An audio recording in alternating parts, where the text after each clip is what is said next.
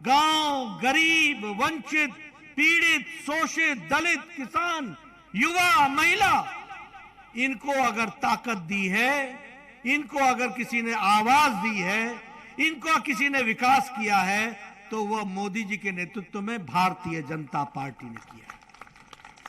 और इसीलिए जब मैं आदिवासी की बात करता हूं तो पहला राष्ट्रपति महिला बनाने का भी सौभाग्य द्रौपदी मुर्मू को भारतीय जनता पार्टी को आता है। अगर दलित को राष्ट्रपति बनाने का सौभाग्य मिलता है तो वह भी भारतीय जनता पार्टी और नरेंद्र मोदी जी के माध्यम से मिलता है। अगर ओबीसी को, कमीशन को संवैधानिक दर्जा देता है तो वह भी नरेंद्र मोदी जी के नेतृत्व में भारतीय जनता पार्टी और एनडीए की सरकार देती है। अगर समाज को विकास करने की, अग्रसर ले जाने की बात हो तो वह भी भारतीय जनता पार्टी ही उसको आगे बढ़ाती है।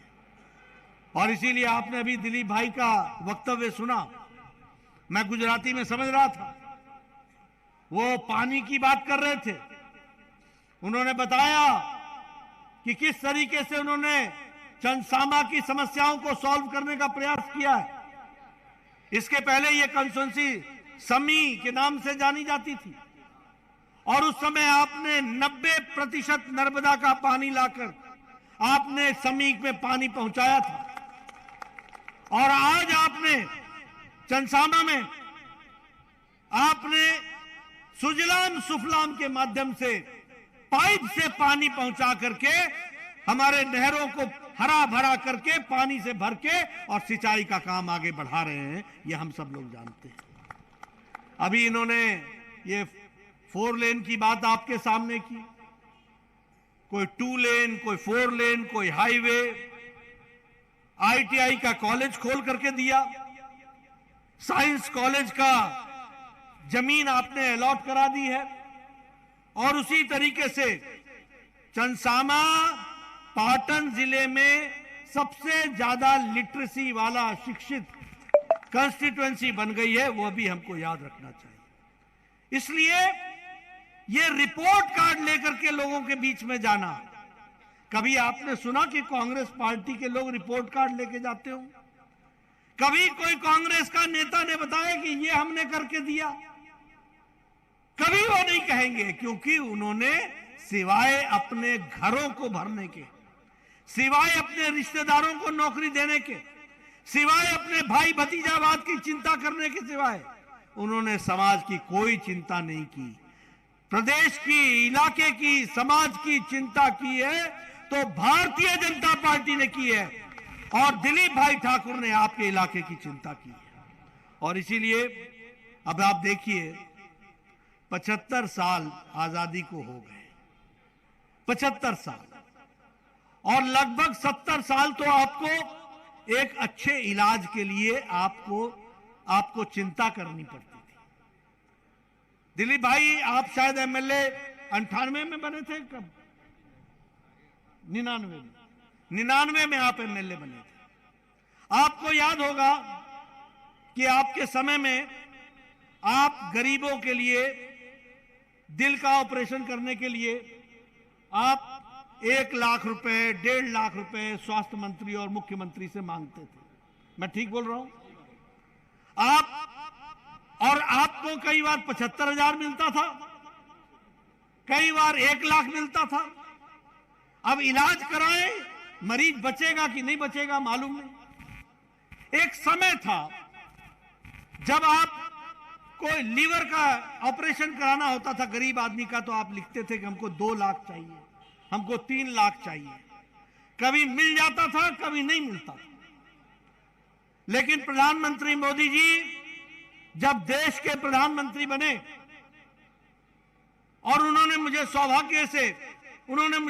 वो सौभाग्य दिया कि मैं स्वास्थ्य मंत्री बना, तो उस समय मोदी जी ने आयुष्मान भारत की स्कीम लाई।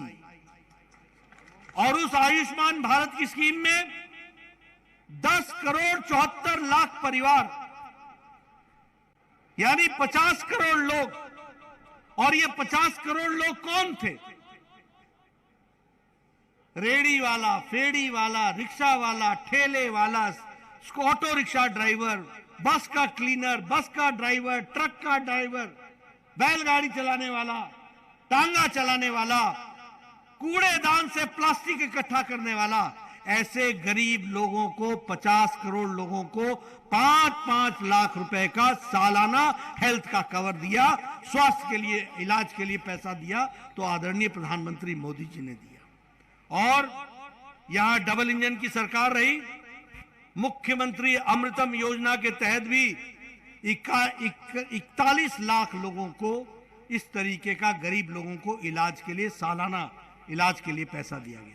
सालाना का मतलब होता है अगर 2020-21 में आपने 5 लाख खर्च कर दिया तो 2021-22 में फिर से आपके खाते में 5 लाख रुपए होता है जो आपको इलाज के लिए मुफ्त मिलता है।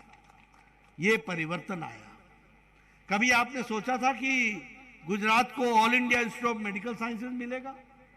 एक all India institute of medical sciences Delhi में होता था। अटल जी ने 6 all India institute of medical sciences खोले थे। आज राजकोट में भी all India institute of medical sciences है। जिले जिले में मेडिकल कॉलेज खोला जा रहा है और उस मेडिकल कॉलेज के माध्यम से इलाके का विकास हो रहा है।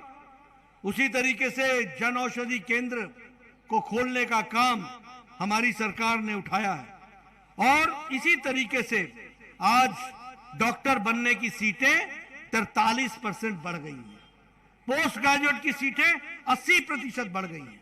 इसलिए सस्ता इलाज, अच्छा इलाज, इसकी व्यवस्था अगर की है तो ऊपर नरेंद्र भाई मोदी जी ने की और नीचे भूपेंद्र भाई ने उसको रास्ता दिखा करके पूरा किया। प्रधानमंत्री आवास योजना की बात मैं करना चाहता हूं। आप भी 99 में एमएलए बन गए थे, मैं 93 में बन गया था एमएलए। मेरा जो बीडीओ होता है ना, ब्लॉक डेवलपमेंट ऑफिसर, यहां भी होता होगा बीडीओ तालुका का, वो मेरे घर आया करता था और कहता था, नड्डा जी आपको एक खुशखबरी सुनानी है। मैं बोलता था सुनाओ भाई, क्या खुशखबरी है? तो कहता था कि 2 पंचायतों में आपको एक इंदिरा आवास योजना का घर मिला है। अब बताइए किसको दूं मैं कहता था भैया आप ही रख लो इसको, मैं किसको दूंगा ये एक घर, एक अनार 100 बीमार, क्या करेंगे? और उसमें भी कांग्रेसी भाई क्या कहते थे कि इंदिरा जी जब जाने लगी तो उनके पास कुछ पैसा था, उस पैसे को उन्होंने गरीबों के लिए आवास योजना बनाने का प्रयास किया। यानी इनको बरगलाना, अटकाना, भटकाना, लटकाना और झूठ बोलना इनकी फितरत में है। सरकार का पैसा, बोले इंदिरा गांधी जाते जाते गरीबों के लिए इंदिरा आवास योजना, 2 पंचायतों में एक घर। इधर प्रधानमंत्री मोदी जी बने प्रधानमंत्री